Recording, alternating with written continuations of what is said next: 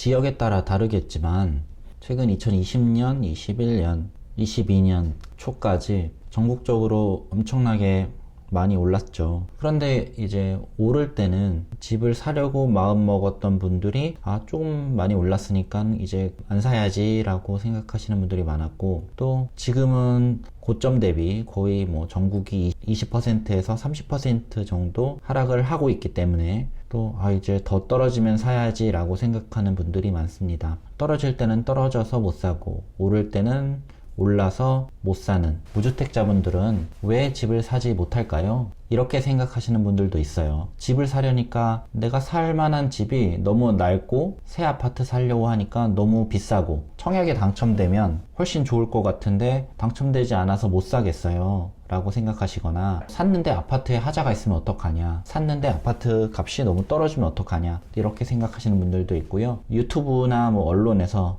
지금은 집을 살 때가 아니다, 하락을 하고 있다, 지금 살려면 더 기다려라, 앞으로 5년간 폭락장이다, 2026년까지 살 수가 없다, 이런 자극적인 문구들을 보면서 내가 샀는데 그런 걱정을 많이 하십니다. 그런데 제가 생각하는 이런 것들을 해결해주는 유명한 말이 있습니다.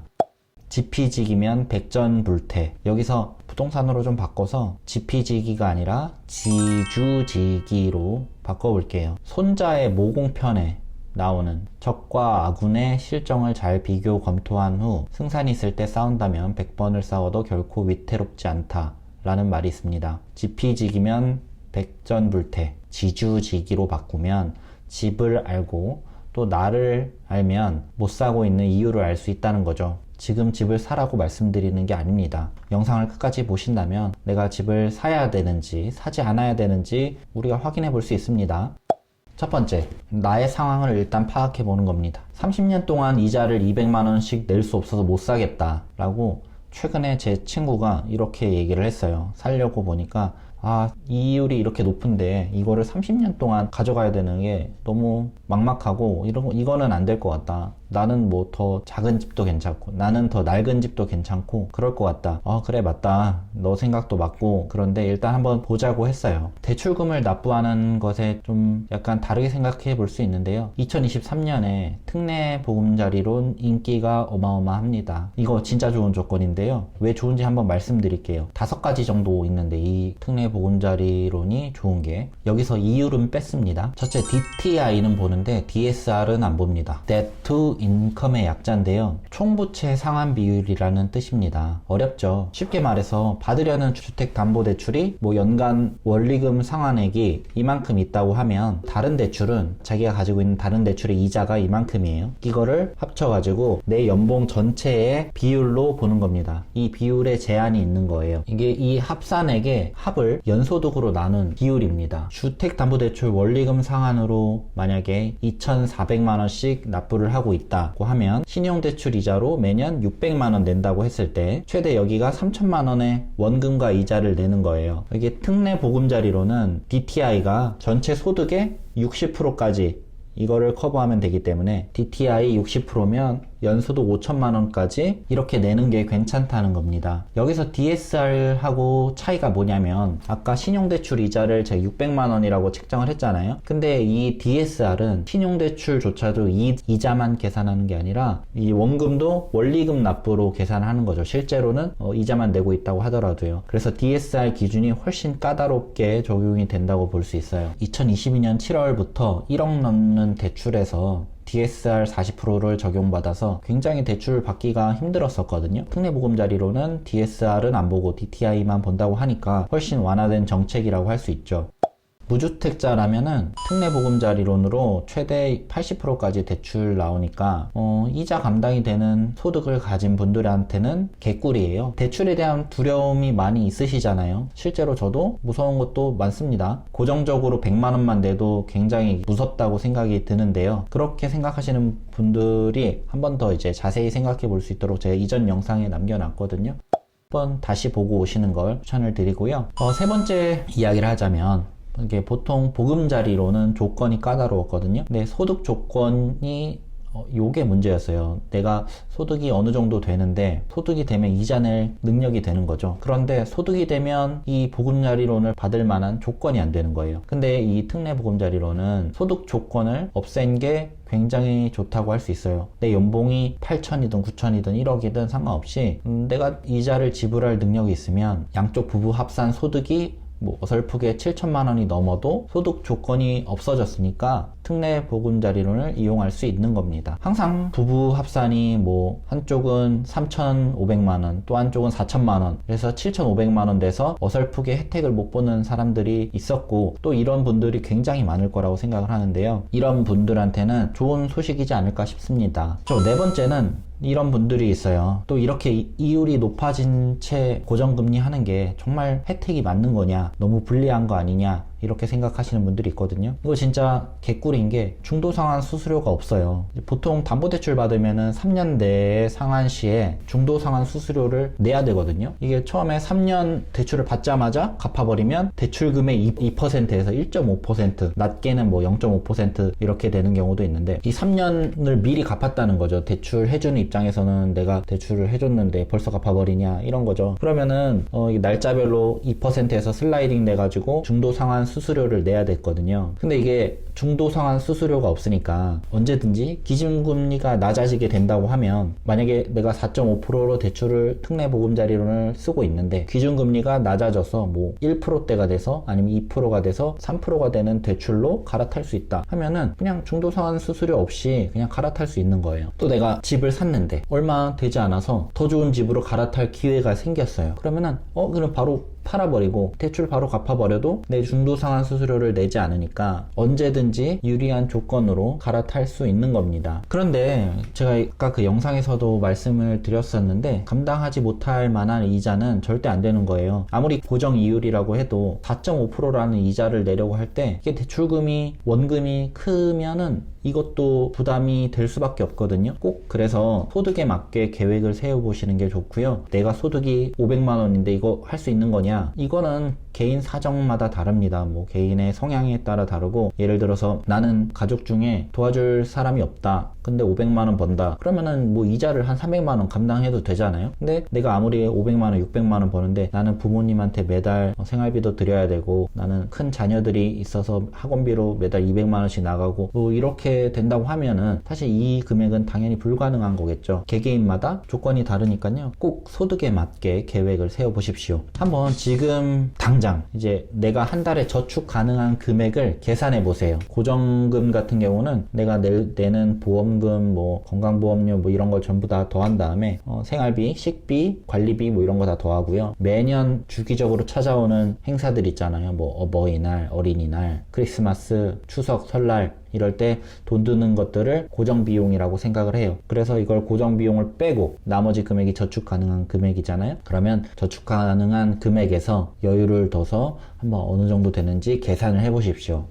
이게 나를 아는 과정입니다. 나를 알았으면 적을 알아야죠. 집을 알아야 돼요. 의외로 내가 가야 될 아파트의 가격의 수준을 모르는 사람들이 많아요. 제가 이런 걸 물어본 적이 있거든요. 야, 여기 이런 데들은 얼마에? 하면 바로 검색하면 나오겠지만, 그래 네가 갈 만한 데는 얼마 정도 하는데? 글쎄 모르겠는데 아는 지인이 갔는데 얼마 주고 샀다더라. 이 정도 될걸? 아닌가? 글쎄 모르겠는데? 이렇게 얘기하는 애들이 많거든요. 그러면 일단 리스트를 만드는 거예요. 집을 알아야 돼요. 가고 싶은 리스트를 한번 만들어 보세요. 이렇게 얘기하는 사람도 있어요.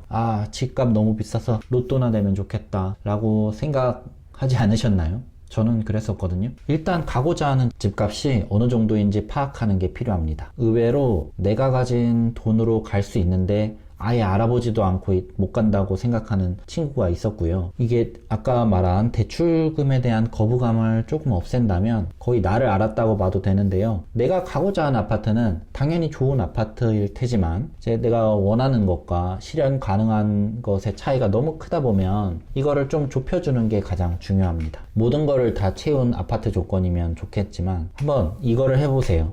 내가 이것만은 포기하고 싶지 않다 라는 걸 정해보십시오. 이런 게 될 수 있어요.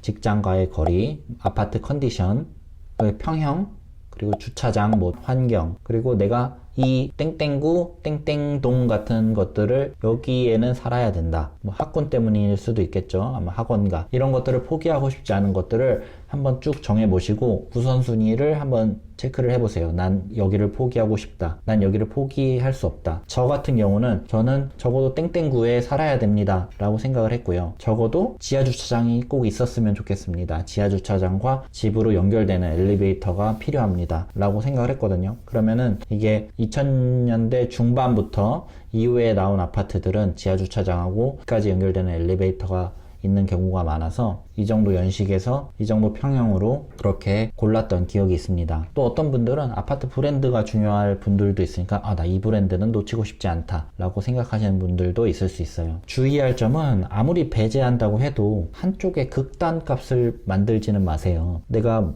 모든 게 다 아파트 컨디션이 진짜 중요해. 뭐 신축에 지하주차장도 있고 세대수도 많고 이렇게 모든 게 완벽한데 지하철까지의 거리가 걸어서 20분이야. 아니면 내가 갈 직장하고 거리가 1시간 반, 2시간이야 라고 생각하고 고르지는 않으셨으면 좋겠습니다.